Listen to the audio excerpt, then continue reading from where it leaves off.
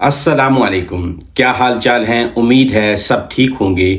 आज की वीडियो हम आपके लिए जो लेकर आए हैं उसमें हम एक बहुत बड़ा जो फ्रॉड रोमानिया में हो रहा है उसको आपको बताएंगे और आपको बताएंगे कि आपने उस फ्रॉड से कैसे बचना है। इस वीडियो को आपने कंप्लीट देखना है। जो भी लोग रोमानिया में फूड डिलीवरी की जॉब कर रहे हैं या करने का प्लान कर रहे हैं या ऑलरेडी वो इस प्रोसेस में हैं कि वो अपना यानी कि नियर टू फ्यूचर में वो स्टार्ट करना चाह रहे हैं फूड डिलीवरी का काम,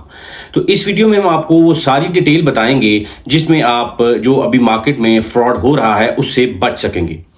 जो सबसे पहली इंपॉर्टेंट चीज ये है कि रोमानिया में जब भी कोई शख्स अपनी कंपनी को छोड़कर दूसरी कंपनी में आता है तो मोस्टली वो यहाँ पे फूड डिलीवरी की जॉब में आते हैं, क्योंकि यहाँ पे फूड डिलीवरी की कमीशन बेस्ड जॉब है। तो सबसे इंपॉर्टेंट चीज आपने ये ख्याल रखनी है कि आप लीगली तब तक काम नहीं कर सकते जब तक आपकी कंपनी आपका वर्क परमिट हासिल नहीं कर लेती। और यहाँ पे जो पहला फ्रॉड होता था, जो हमने पहले भी निशानदेही उसकी की है, वो फ्रॉड ये था कि लोग जब कंपनी छोड़ के आते थे फूड डिलीवरी के काम के लिए तो लोग उनका पार्ट टाइम का कॉन्ट्रैक्ट बना देते थे, जो कि इलीगल कॉन्ट्रैक्ट होता था, क्योंकि आपका 8 घंटे का कॉन्ट्रैक्ट क्लोज हो गया होता था। तो लेकिन उसके बाद आप 4 घंटे का कॉन्ट्रैक्ट कर ही नहीं सकते थे। लेकिन वो क्या करते थे, वो आपको फेक पेपर दे देते थे, आपको कहते थे जी आपका कॉन्ट्रैक्ट हो गया है और आपसे टैक्स लेना स्टार्ट कर देते थे। और बैक एंड पे ना तो वो टैक्स पे कर रहे होते थे, ना ही वो कॉन्ट्रैक्ट जो होता था वो लीगल कॉन्ट्रैक्ट होता था। और मोस्ट ऑफ द चांसेस में ये होता था कि जब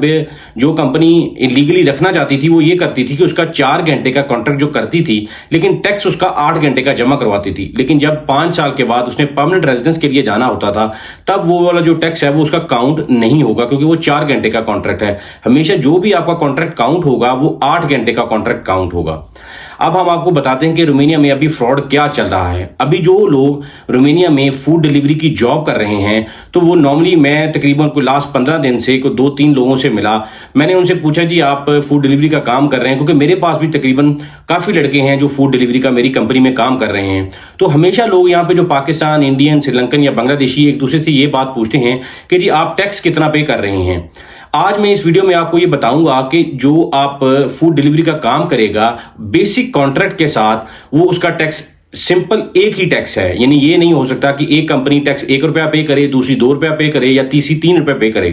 टैक्स बेसिक सैलरी पे है। आपकी जो रोमानिया में बेसिक सैलरी है वो 3300 ली है, यानी 3300 ली है। उस पे आपका कॉन्ट्रैक्ट सबमिट होता है, जो आपका 8 घंटे का कॉन्ट्रैक्ट जमा होता है अनाफ के ऑफिस में। उसमें ये होता है कि आपने 3300 ली आपकी सैलरी है, आप 8 घंटे जॉब करेंगे और उसके बाद आपका ये टैक्स है, ये आपकी हेल्थ इंश्योरेंस है। तो यहाँ पे मार्केट में अब हो क्या रहा है, अब यहाँ पे जो सबसे इंपॉर्टेंट चीज समझने वाली ये है कि जब भी आपने फूड डिलीवरी का काम करना है तो सबसे पहले आपने उस कंपनी में अपना वर्क परमिट हासिल करना है। जैसे ही आपका वर्क परमिट निकल आएगा फिर नेक्स्ट स्टेप होता है आपने कंपनी के साथ कॉन्ट्रैक्ट साइन करना है। कॉन्ट्रैक्ट जो हमेशा होता है वो 8 घंटे का, प्रिंसिपल कॉन्ट्रैक्ट आपका 8 घंटे का हुआ है, जिसकी बेसिस पर आप रोमानिया में टीआरसी कार्ड हासिल कर सकेंगे। अब अगर कोई भी कंपनी आपके साथ 8 घंटे का कॉन्ट्रैक्ट करती है और उसका बेसिक सैलरी स्ट्रक्चर जो है 3300 ली है, यानी 3300 ली है, तो उसका जो टैक्स बनता है वो आपका 1291 ली बनता है, यानी 1291 ली आपका टैक्स बनता है। अब कोई भी कंपनी, वो चाहे छोटी कंपनी है, बड़ी कंपनी है या बहुत बड़ी कंपनी है, वो इतना टैक्स लाजमी पे करेगी। अब हमेशा मैं लोगों से जब बात करता हूं तो लोग मुझे ये कहते हैं कि जी हम इतना टैक्स पे कर रहे हैं और हम इतना टैक्स पे कर रहे हैं। कुछ लोग कहते हैं जी हम ज्यादा पे कर रहे हैं, कुछ कहते हैं हम कम पे कर रहे हैं। सबसे जो इंपॉर्टेंट चीज है वो ये आपकी समझने के लिए जरूरी है कि आपका जो टैक्स है 3300 ली के साथ जो आपका जॉब का कॉन्ट्रैक्ट है उसमें आपका 1291 ली आपका टैक्स है। उसके बाद आपके बुक कीपिंग के चार्जेस आते हैं। बुक कीपिंग में कुछ कंपनीज आपसे 50 रुपए भी चार्ज करती हैं, कुछ 70 रुपए चार्ज करती हैं, कुछ 80 रुपए भी चार्ज करती हैं। यानी कि जो आपका बेसिक कॉन्ट्रैक्ट है 3300 ली का, उसका टैक्स जो बनता है वो 1291 ली है। अब आप 1291 ली को जब 4 पे डिवाइड करेंगे तो आपको वो एवरेज आएगी कि आपने कितना टैक्स पे करना है। और उसके साथ फिर जो भी कंपनी के साथ आप काम कर रहे हैं वो उसका जो अकाउंटेंट है वो आपके बुक कीपिंग के क्या चार्जेस ले रहा है, तो फिर उसमें वो ऐड हो जाएंगे। अब मैं मार्केट में ये बताने की कोशिश कर रहा हूं कि जो लोग यहां पे आके बताते हैं कि जी हम वीकली जो 280 ली का टैक्स पे कर रहे हैं, अगर 280 ली को 4 पे यानी कि मल्टीप्लाई करें तो वो तकरीबन 1120 ली टैक्स बनता है, जो कि जो बेसिक कॉन्ट्रैक्ट है उसके टैक्स से भी कम है। उसमें अभी बुक कीपिंग के चार्जेस इंक्लूड नहीं हुए, लेकिन वो फिर भी जो बेसिक कॉन्ट्रैक्ट है उसके जो टैक्स से कम बनता है। तो इस वीडियो में बताने की कोशिश मैं ये करूंगा कि आपको ये फ्रॉड किया जा रहा है, इससे आपने बचना है, इसके आपको क्या नुकसानात हैं और ये कैसे फ्रॉड किया जा रहा है, इसमें हम आपको डिटेल से बताते हैं। जब आप कंपनी में वर्क परमिट हासिल करते हैं, वर्क परमिट हासिल करने के बाद आप अपना काम स्टार्ट कर देते हैं, तो आपकी कंपनी हर मंथ के एंड पर आपकी एक रिपोर्ट भेजती है अनाफ के ऑफिस को कि इस बंदे ने इस मंथ में कितना काम किया है। उसमें यह होता है कि आपने पूरे मंथ में जब काम किया होता है, मंथली छुट्टियां होती हैं वो उसके साथ, तो आपका जो टैक्स है वो 1291 प्लस आपके बुक कीपिंग के चार्जेस ऐड हो जाएंगे। अब जो फ्रॉड हो रहा है वो ये हो रहा है, वो लोगों को जो 8 घंटे का कॉन्ट्रैक्ट तो लगा दिया है उन्होंने, लेकिन जब वो मंथ एंड पर आपकी जो फाइल सबमिट करते हैं कि जी इसने कितने घंटे काम किया है या कितने दिन काम किया है, यानी कि अगर आप नॉर्मल बंदा पूरा महीना काम करता है तो वो ये कहता है जी इस बंदे ने 20 दिन काम किया है। काम ये 8 घंटे ही कर रहा है लेकिन इसने 20 दिन काम किया है, इस वजह से इसका जो 10 दिन का टैक्स है वो पे नहीं होगा। और लीगली भी ऐसे ही होता है, जब आपने काम ही नहीं किया तो टैक्स किस चीज का पे करेंगे। अब उससे ये हुआ कि जो लोग यहाँ पे 280 ली टैक्स पे कर रहे हैं, वो उनकी जो कंपनीज वाले उनके साथ ये फ्रॉड कर रहे हैं कि एक तो वो उनको बताने के लिए जी हम आपके साथ बहुत अच्छे हैं, मार्केट में हम सबसे कम टैक्स ले रहे हैं। हमेशा मैं एक चीज लोगों को समझाता हूं, टैक्स या तो आपका पूरा पे होगा या फिर आपका कोई भी टैक्स पे नहीं होगा। ये नहीं हो सकता कि आपका टैक्स कम पे हो। अब उन्होंने ये जो एक इख्तरा निकाली है जिसमें आपका टैक्स कम पे होता है, जैसा कि लोगों को ये लगता है कि जी हमारा जो कंपनी वाला है वो हमसे टैक्स कम ले रहा है, लेकिन एट द एंड उस चीज का नुकसान लोगों को ये है कि जब 5 साल के बाद वो अपना परमानेंट रेजिडेंस लेने के लिए जाएंगे, जब इमिग्रेशन उनकी फाइल को एनालाइज करेगी तो एनालाइज करने पे उनको पता चलेगा कि ये 8 घंटे के कॉन्ट्रैक्ट के साथ हर महीने 20 दिन काम करता रहा है और इसने टैक्सेस कम पे किए हैं। क्योंकि रोमानिया में लॉ ये कहता है कि अगर आपने 5 साल के अंदर 49 टैक्सेस पे किए हों तो आप एलिजिबल हैं 5 साल का जो परमानेंट रेजिडेंस लेने के लिए। और दूसरी, आपने पूरे 5 साल में जो कंटिन्यूसली है 10 महीने से ज्यादा कंट्री से एग्जिट नहीं किया हो, तब भी आप एलिजिबल हो जाते हैं परमानेंट रेजिडेंस लेने के लिए। अब यहां पे जो लोगों को समझने की जरूरत यह है कि जो लोग मेहनत करते हैं, बहुत ज्यादा अच्छे पैसे बना रहे हैं, वो सिर्फ 20 या 40 या 50 रुपए ये समझते हैं कि ये बंदा हमसे कम टैक्स ले रहा है और ये बहुत अच्छा है। हालांकि वो आपके लिए नुकसान है, क्योंकि आप 5 साल के लिए जब आप टैक्सेस पे करते रहते हैं, जब 5 साल के बाद आपकी बारी आएगी परमानेंट रेजिडेंस लेने की, तब जब आप इमिग्रेशन में अपनी फाइल को सबमिट करेंगे तो वो फाइल को एनालाइज करने के बाद ये जानेंगे कि आपने हर महीने 8 घंटे ही जॉब के साथ कॉन्ट्रैक्ट लगाया और आप काम करते रहे 20 दिन, 10 दिन आपने काम ही नहीं किया, तो आपका टैक्स वो उतना ही शॉर्ट हो जाएगा। तो आपको और ज्यादा टाइम गुजारना पड़ेगा परमानेंट रेजिडेंस लेने के लिए, यानी कि वो अपने जो 49 टैक्सेस पूरे करने के लिए आपको और ज्यादा टैक्सेस पे करने पड़ेंगे, देन फिर आप एलिजिबल होंगे परमानेंट रेजिडेंस के लिए। उसमें ये होगा कि जो नॉर्मली अभी लोग काम कर रहे हैं वो 5 साल के बाद अपनी फाइल को सबमिट करेंगे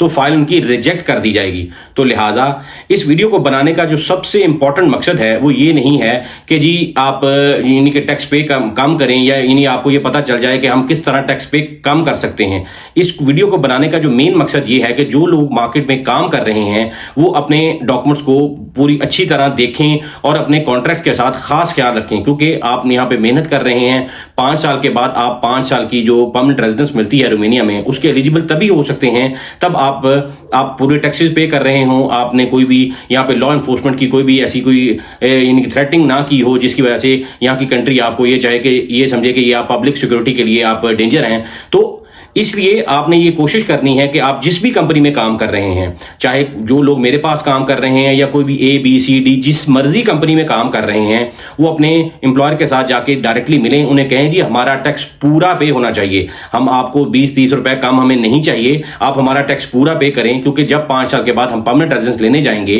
तो हमारे लिए ये प्रॉब्लम होगी। और दूसरी, वो जो बंदा ये आपके साथ फ्रॉड कर रहा है कि आपको ये कह रहा है कि आपका टैक्स पे कम हो रहा है, यानी मैं टैक्स कम लेता हूं, तो मैं सबसे जो इंपॉर्टेंट चीज आपको समझाने के लिए है कि 1291 रुपए आपका बेसिक टैक्स है। कोई कुछ भी कर ले, अगर आप पूरा महीना काम करते हैं, 8 घंटे का आपका कॉन्ट्रैक्ट है, 3300 ली के साथ आपकी सैलरी के साथ, तो आप 1291 रुपए आपका टैक्स है। कोई भी इससे कम टैक्स नहीं ले सकता या नहीं पे किया जा सकता। वो सिर्फ इसी सूरत में है कि वो यह कहेगा कि इस बंदे ने 20 दिन काम किया है या 10 दिन काम किया है या 15 दिन काम किया है, 15 दिन छुट्टी है। क्योंकि मोस्टली यहाँ पे जो 8 घंटे के कॉन्ट्रैक्ट्स में ऐसे भी होते हैं कि वो लोगों को बताया जाता है कि जी ये हमारे पास 15 दिन की जॉब है, 15 दिन छुट्टी है, तो तब ये होगा कि आपका टैक्स कम पे होगा। लेकिन आप ये समझते हैं कि जी हम मार्केट में जो टैक्सेस जो नॉर्मल है उससे कम पे कर रहे हैं, तो लिहाजा हमारा मालिक हमारे साथ बहुत अच्छा काम कर रहा है, हम टैक्सेस कम पे कर रहे हैं। तो इस वीडियो को बनाने का जो मेरा जो सोल पर्पस है वो ये है कि हमारे लोगों को यहाँ पे बताया जाए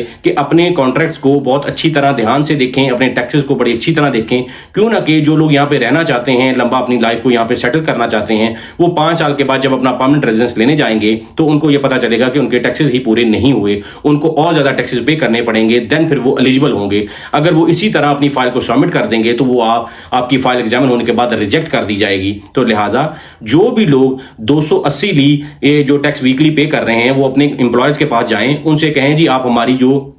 रेजिस और रेवी साल की स्लिप्स हैं वो हमें दी जाएं, आपकी जो सैलरी रिपोर्ट होती है वो आप उनसे मांगे। क्यों ना कि आपकी जो सैलरी रिपोर्ट निकलती है उसमें वो क्लियरली लिखा होता है कि इसने कितने घंटे काम किया है, कितने दिन काम किया है और इसकी बेसिस पर इसका इतना टैक्स पे होना है। तो लिहाजा जो भी लोग जो भी काम कर रहे हैं फूड डिलीवरी में वो हमेशा ये कोशिश करें कि अपने टैक्स को पूरा पे करें, क्योंकि जब वो टैक्स को पूरा पे करेंगे देन ही वो अपने राइट्स को एक्सरसाइज कर सकेंगे यहाँ रोमानिया में।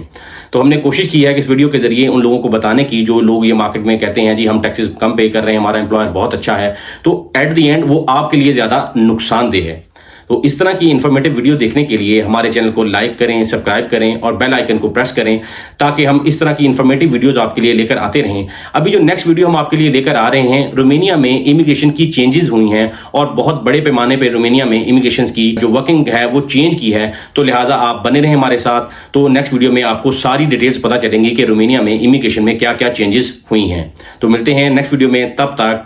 अल्लाह हाफिज।